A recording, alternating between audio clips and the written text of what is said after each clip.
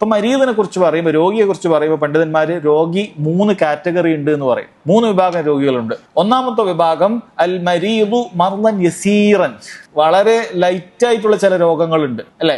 അങ്ങനെയുള്ള രോഗങ്ങൾ ഇല്ലാത്ത മനുഷ്യന്മാർ വളരെ കുറവായിരിക്കും. എപ്പോഴെങ്കിലൊക്കെ ഒരു ചെറിയ ജലദോഷം, മൂക്കൊലിപ്പ്, ചെറിയ തലവേദന, കാലിന് മുട്ടുവേദന, നടുവേദന, ഇതൊക്കെ എല്ലാവർക്കും ചെറുതോ വലുതോ ആയ രീതിയിൽ പല മനുഷ്യർക്കും ഉള്ള കാര്യം തന്നെയാണ്. അപ്പൊ ഇത്തരം കാര്യങ്ങൾക്ക് ഞാൻ രോഗിയാണ്, ആ നിലക്ക് രോഗിയാണ് എന്ന് പറഞ്ഞിട്ട് നോമ്പ് ഒഴിവാക്കാൻ അനുവാദമില്ല. നിർബന്ധമായി നോമ്പെടുക്കണം. ചെറിയൊരു തലവേദന ഉണ്ട്, അപ്പൊ ഞാൻ നോമ്പെടുക്കുന്നില്ല, അങ്ങനെ പറയരുത്.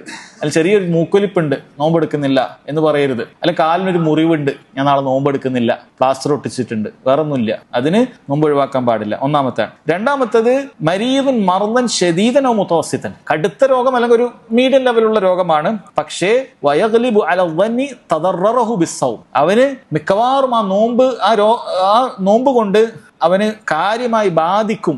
ഈ രോഗം നോമ്പിനെ കാര്യമായി ബാധിക്കുമെന്ന്, വളരെ കാര്യമായി ബാധിക്കും. എത്രത്തോളം എന്ന് വെച്ചാൽ പണ്ഡിതന്മാർ പറയുന്നു, ആ നോമ്പ് കൊണ്ട് ചിലപ്പോൾ അവന്റെ ശരീരത്തിന്റെ ഏതെങ്കിലും ഒക്കെ ഒരു ഭാഗം തളർന്നു പോകാനൊക്കെ സാധ്യതയുണ്ട്, അതിന്റെ ചലനശേഷി നഷ്ടപ്പെട്ടു പോകാൻ സാധ്യതയുണ്ട്, അല്ലെങ്കിൽ അവൻ മരിച്ചു പോകാൻ തന്നെ സാധ്യതയുണ്ട്. ഇത്തരം രോഗിയെ സംബന്ധിച്ചിടത്തോളം നോമ്പ് നോക്കൽ നിർബന്ധമില്ല എന്ന് മാത്രമല്ല, നോമ്പെടുക്കൽ ഹറാമാണ്. അത്തരം രോഗികൾ നോമ്പെടുക്കാൻ പാടില്ല, ദീനിൽ നിഷിദ്ധ. ഒരാളുടെ കടുത്ത ഡയാലിസിസ് പേഷ്യന്റാണ്, ഡോക്ടർ പറഞ്ഞിരിക്കും നിങ്ങൾക്ക് അങ്ങനെ വളരെ കൃത്യമായി നോമ്പ് എടുക്കാൻ പാടില്ല, നിങ്ങൾക്ക് ഭയങ്കരമായിട്ട് നിങ്ങളെ കിഡ്നി ചിലപ്പോൾ ഫെയിൽ ആയി പോകും, ഒരു കിഡ്നി ഇല്ലാതായി പോകും, അല്ലെങ്കിൽ ആ രൂപത്തിൽ എന്തെങ്കിലുമൊക്കെ വരും. അങ്ങനെയുള്ള രോഗിയാണ്, കാര്യമായ രോഗം. അപ്പോൾ ഇയാൾ ഇല്ല ഞാൻ മരിച്ചാലും കുഴപ്പമില്ല, നോമ്പിന് മരിക്കട്ടെ എന്ന് പറഞ്ഞ ഒരാൾ നോമ്പെടുക്കുകയാണെങ്കിൽ നിഷിദ്ധാണ്, ദീനത് പറഞ്ഞിട്ടില്ല.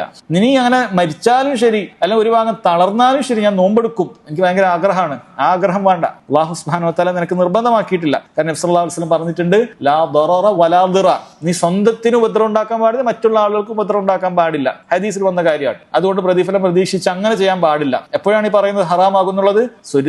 സ്വന്തത്തിന് അങ്ങേയറ്റ ഉപദ്രവം ഉണ്ടാകുമെന്ന് നമുക്ക് ഉറപ്പാകുന്ന സാഹചര്യം. ഇനി മൂന്നാമത്തെ ഒരു അവസ്ഥയുണ്ട്, ഇവിടെയും ഒരു മീഡിയം അല്ലെങ്കിൽ വലിയൊരു രോഗം തന്നെയാണ്. പക്ഷേ രണ്ടാമത്തതിൽ പറഞ്ഞതുപോലെ അത്ര വലിയ ഒരു ദറർ, ഒരു ഉപദ്രവം ഉണ്ടാകുമെന്ന് ഇല്ല. ഒരു മശക്കത്തുണ്ട്, പ്രയാസമുണ്ട്. പക്ഷെ ഈ പറയുന്ന പോലെയുള്ള ഒരു ദററിലേക്ക്, ഒരു ഉപദ്രവത്തിലേക്ക് എത്തുന്നില്ല, പ്രയാസമുണ്ട്. ഇവിടെ പണ്ഡിതന്മാർ പറഞ്ഞത് അവൻ ഏറ്റവും അഫ്ദൽ നോമ്പ് ഒഴിവാക്കലാണ്. ഉദാഹരണത്തിന് ഒരാൾക്ക് കടുത്ത പനിയുണ്ട്, കടുത്ത പനി നോമ്പെടുത്ത് കഴിഞ്ഞാൽ ചിലപ്പോൾ മരിച്ചു പോകുന്നില്ല, പക്ഷെ നല്ല പ്രയാസം ഉണ്ടാവും. ഇടക്കിടക്ക് വെള്ളമൊക്കെ കുടിച്ച് എന്തെങ്കിലുമൊക്കെ ഒരു ഗുളികയൊക്കെ കഴിക്കുമ്പോഴായിരിക്കും ഒരു ആശ്വാസം ഉണ്ടാവുക. അതിന് നോമ്പെടുക്കാൻ സാധിക്കില്ല. പക്ഷേ അവൻ കുഴപ്പമില്ല എന്ന് വെച്ച് നോമ്പെടുക്കുകയാണെങ്കിൽ ഹറാം എന്ന് പറയുന്നില്ല. പക്ഷേ അഫ്ദൽ എന്താണ്? അല്ലാഹു സുബ്ഹാനഹു വ തആല നൽകുന്ന റുഖ്സ, ഇളവ് സ്വീകരിച്ചുകൊണ്ട് നോമ്പ് ഒഴിവാക്കുക എന്നുള്ളതാണ് എന്ന് മനസ്സിലാക്കുക. അപ്പൊ രോഗി എന്ന് പറയുമ്പോൾ ഈ മൂന്നാലൊരു കാറ്റഗറിയിലാണ് എപ്പോഴും വരിക.